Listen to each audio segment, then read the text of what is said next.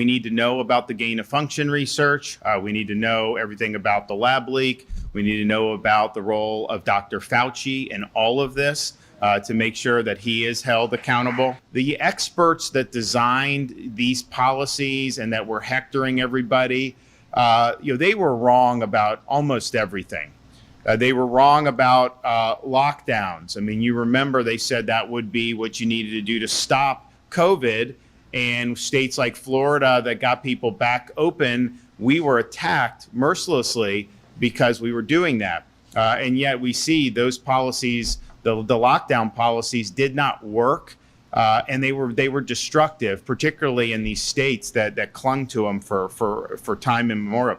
School closures, that was supposed to be something that would stop spread or limit it. But in reality, it had very minimal impact on that, but it had a huge negative impact on the well-being of our youth. And in Florida, of course, we went a different way on that. But those school closures were bad. And I remember April of 2020, I was like, I don't know that remote school is going to work. I think we may need to get, and oh my gosh, like the torrent of abuse we got for that. But in reality, I mean, you had to weigh what are you doing in terms of the policy versus, what are you losing out on by having the kids doing that? They were wrong about forced masking. The CDC at one point said if you wear masks, COVID would end in 6 weeks. That was in 2020. They said that, and that was not true. They were wrong to deny the existence of natural immunity. That's just a fact of life. When you recover from something like that, you do get protection. And they said no on natural immunity for a long time. Even tried to say that natural immunity is inferior to mRNA vaccines, which was not based in solid data. And the question, though, is why did they do that? And I think the reason that they did that is because the whole infrastructure they were trying to impose on society to control your behavior, the minute you recognize natural immunity, well, then it's like, okay, you had COVID. How could you justify restricting somebody that has natural immunity? And they couldn't. And they knew that they wouldn't have an answer for that. So they just tried to deny natural immunity entirely. And that's really hurt their credibility, I think. They also, these experts resorted to, because at that time, there was like no dissent allowed, basically. I mean, that they had the narrative, particularly in those first couple months. And if you had people that tried to speak out, they faced really, really significant blowback. I mean, you had people like Fauci saying we need to take down some of these other scientists like Bhattacharya from Stanford. You actually had the federal government colluding with big tech to stifle dissent when it came to COVID lockdowns, COVID masking, school closures, all those other things. And so that's really, really significant abuse of power. And yet that happened in our country. And so here we are 3 years later. As I mentioned, they're still clinging to failed policies. And then even just this week, you have the FDA approving bivalent booster shots for babies. So now you're such a 6-month-old baby, you do the first round and then 2 booster. That's like 4 shots of mRNA relatively early in your life. And Joe can talk a little bit more about this, but what's the evidence that this is helping these babies? There is none. I mean, the data they used to get this approved through FDA was very, very sparse. And so you're in this situation where they're pursuing an agenda. They're not doing what the evidence is saying. So Florida, I think, we played an important role over the last 3 years. I think we were one of the first states to see that the experts were getting it wrong. And we resolved to chart a different course. We were not going to let this state descend into a Faucian dystopia, not on our watch. And so we took a lot of different actions to make sure that we could liberate the state from Fauciism. And you're going to hear from people. I mean, we saved countless jobs in the state of Florida because of our actions. We kept many, many businesses alive, and a lot of the businesses that probably would have failed if we had policies of other states.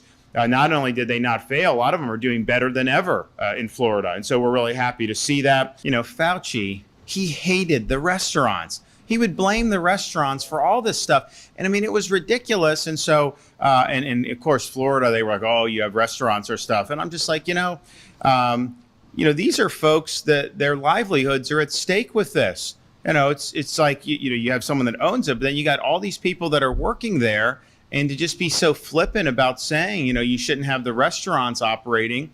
I mean, that's just, it just shows that they didn't care about all these other aspects of our society, that were very, very important. And I'm just glad that in Florida, our restaurants have never done better in the history of the state as a result of how we handled it, because it was a major difference between Florida and many of these other states. In fact, you'd have business meetings where you'd have a group of people that would want to do business, and like they're all from Chicago, but instead of going through all the morass, they'd all fly to Florida. They'd eat at a restaurant, enjoy themselves, do the business, and then just fly back. And that's what was happening here. And it's really been a big deal for so many people. Not only have our existing ones been able to do very, very well, we've got a bunch of them that move from New York or bringing their concepts down to Florida because they're able to operate better here. So we're proud of that, but we're really proud of our industry here for our restaurant as well as our overall leisure and hospitality. We need accountability, and we're working in Florida to bring that with our grand jury, with Joe's Public Health Integrity Committee that he's formed. But I know they're looking into some of this in Washington in the House of Representatives, and we need a full accounting. We need to know about the gain of function research. We need to know everything about the lab leak. We need to know about the role of Dr. Fauci in all of this to make sure that he is held accountable. And we just need to resolve that that we won't let it happen again. When they said 15 days to slow the spread, it turns out, people like Birx and Fauci, they never intended just 15 days. That was just basically marketing to try to get people to buy in initially. And it's true, once it started, it was hard to break out. I mean, we really had to drag the country out of this, and we were getting incoming every step of the way for the businesses and the schools and all that. And so the plan was always, I think, to have it longer. And I remember in April of 2020, at one point, someone was saying, because they were criticizing Florida, Georgia, some of the states who were reopening quickly, and someone asked Fauci, and they're like, when is it going to be okay to reopen? And he said, when there's no cases and no deaths. Well, the problem is with a respiratory virus, you can never have no cases. Are you kidding me? It's just so that basically said the default is lockdown, and you have to prove somehow that you can open, which is not attainable. And so that was a huge red flag. And I think every step of the way, they would always try to do things to condition your behavior or control your behavior. And that's why they were telling things like noble lies, because they wanted you to behave the way they wanted you to behave, but they felt that if they told you the truth, then you wouldn't behave the way that they wanted you to behave. And so, look, I think it's just better policy is just tell it like it is. Give people the information, the best information you have, give it to them, give them the facts, and then let them make the best decisions for themselves and for their families.